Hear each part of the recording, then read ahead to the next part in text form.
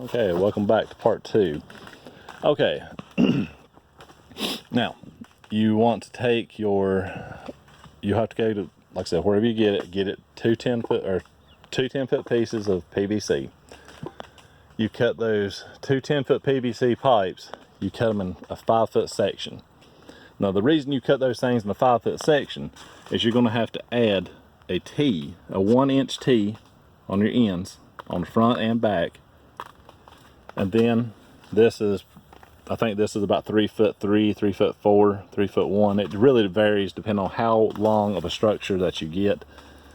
The rest of these are going to be 1-inch crosses. Make sure that when you get them, you make sure that those are 1 inch on whatever you do and they all fit. Not all of these are made exactly the same.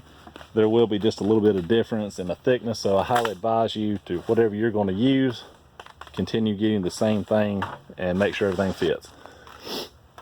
Now, since this is a 12 by 24, I had to get, this is 9 sections wide, or I'm sorry, nine pieces of 10-foot PVC, and I had to cut each and every one of these to a 5-foot length. Now, depends on how wide these structures are between, will depend on how many extra PVC pieces that you will need. Now, a lot of people will tell you that you absolutely have to get the first section in. The first section meaning the very first piece here, this piece right here, and then the next piece in before you do the rest of your structure. Start at the front or the back, it does not matter. Now, the reason they tell you to do that is because once you get those pieces cut, you get every one of your pieces cut, you get your side short piece in for your structure. What you're going to need to do is get the primer at wherever you get it at. Make sure it's one of those purple primers. You can actually get one of the kits, but make sure, do not listen to anybody else. I wasted like $40 trying to go back and get black PVC cement, and I got a couple other varieties, but the medium green cement will work with the Lowe's 1-inch PVC. But you absolutely have to make sure that you clean this out on the inside and out, make sure there's no spurs, no hard places, and then you take that purple primer and you get inside and out of every single piece that you've cut so that they can bond together right. And then you glue it, you hot push it in and glue and hold it in place for 30 seconds at least. Now, when you are putting all these 5-foot pieces together, you put 4 5-foot pieces together. Of course, you're going to put them in 1 or 2 at a time. If you got help, that's great, it'll go faster. If not, you're going to make big mistakes. Now I'm going to show you, this is pretty much my scrap PVC that actually broke over the wind, or the last couple weeks with the wind.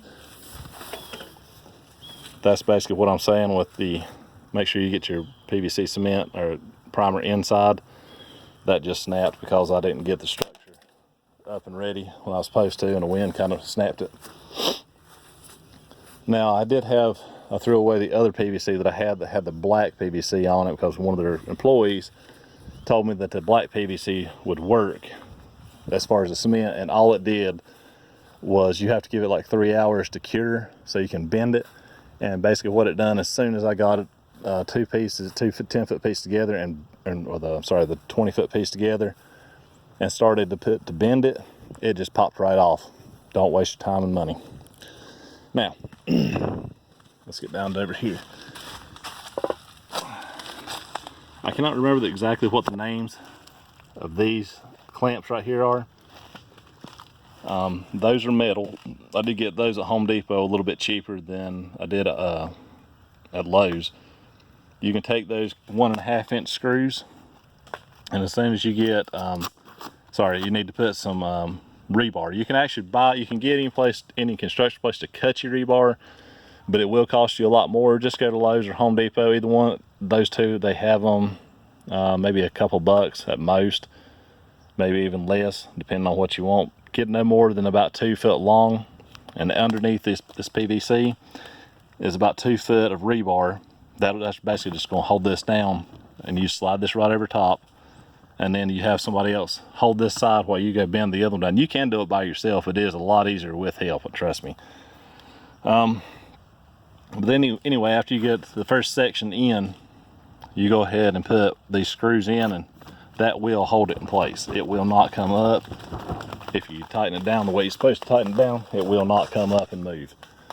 Now, once you get everything done, I would highly advise you do the framework first, because I actually had to do this last because I built the PVC first and I kind of had some issues.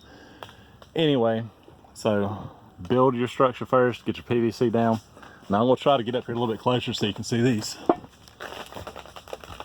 See the plastic U-bolts or whatever those things are that holds the PVC down, just like the ones down there. I bought those at Lowe's just to test those out, and I actually just screwed those down periodically down to the top of the frame, truss support, roof support, whatever you want to call it. So basically this entire structure will not move. It doesn't matter which way you pull it, push it, it won't move. So this is a solid build, if I do say so myself. Probably about the hardest thing to do is getting everything straight. I mean, it was kind of difficult, like I said, by myself mostly.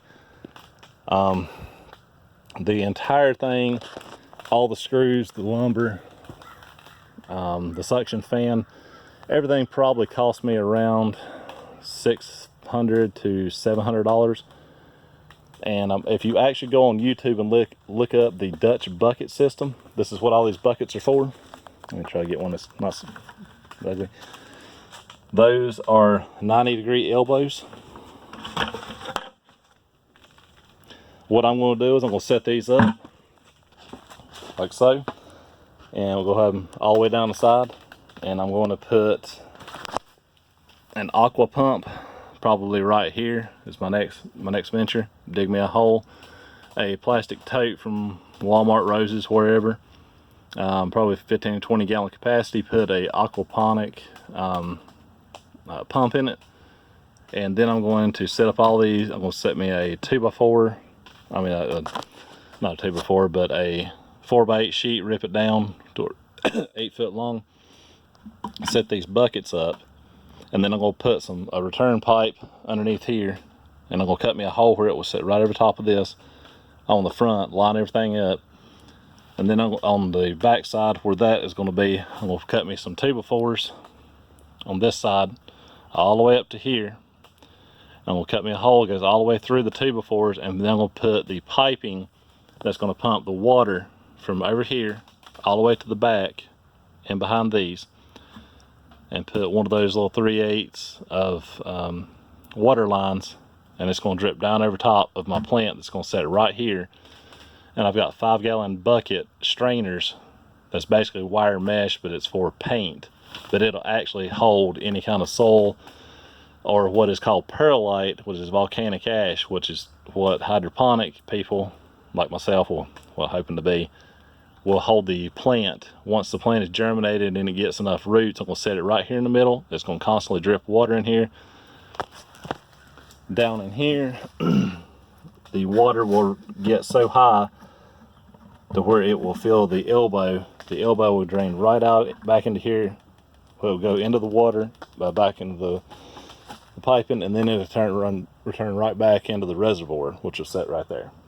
That will be the hydroponic version of growing. And eventually I'm going to get me a 35 or a 55-gallon drum sitting right there where the center blocks are, paint it black, and that will be my extra heat source that I will not have to provide any heat during the winter, hopefully. If you have any comments or questions, just post them.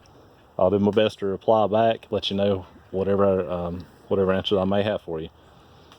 Please like and share if you don't mind, and I'll see you next time.